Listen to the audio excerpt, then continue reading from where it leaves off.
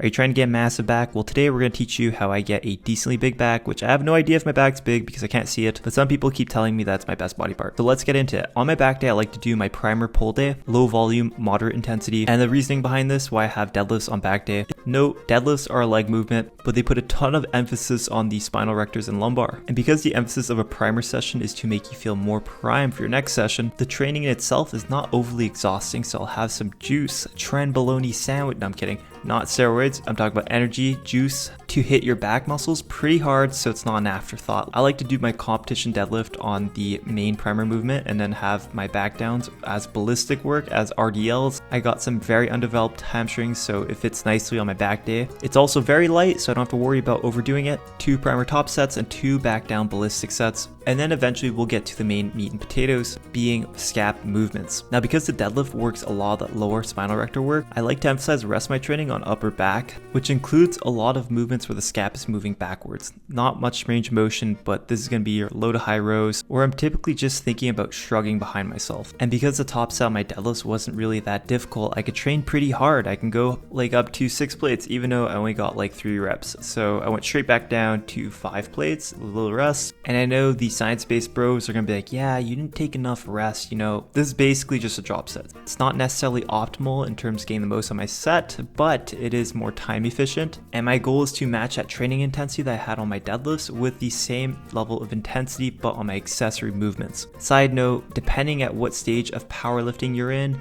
depending on how exerted you are, not every accessory workout can be matched at that same capacity. Otherwise, you'll be working your recovery to the ground. I'd even argue if you have an overshot like RP9 to an RP10 on your SPD compound, you're gonna have to go RP5-6 or skip the accessories altogether because you're gonna be burnt toast. Or as the kids say it these days, chat, am I cooked? And let me tell you something. You don't want to power build the wrong way. This is why it was so good in 2022 when people were just getting into it, and why people have quit later down the line, because everyone felt cooked. They keep blaming recovery as the issue, when in reality it's just not great programming. The low to high row is the only movement in my training where I'm pushing really hard for the rest of my back training. The rest of the training that I'm doing for my back is going to be a little bit higher rep and the lesser RP, or reps in reserve, of like 8 or 2 reps in reserve, because you have to think about the overall structure of your training and what's actually sustainable to get a decent training stimulus and not be destroyed after like 1 set. Now, where I'll go pretty heavy on is going to be my hammer curls. I'm not going to cap. Going high intensity on hammer curls has been the biggest difference maker for my arm size overall. It's also an amazing movement to protect the elbows from like benching pretty frequently and doing a lot of presses. But training hammer curls really heavy is the go-to in my opinion. That's the next movement aside from the low to high rows to go pretty ham at. And just like the back training, I go lower intensity with other variations of curls when I'm at the deeper stretch positions where I feel like my biceps pretty vulnerable. This would be like a Bayesian curl.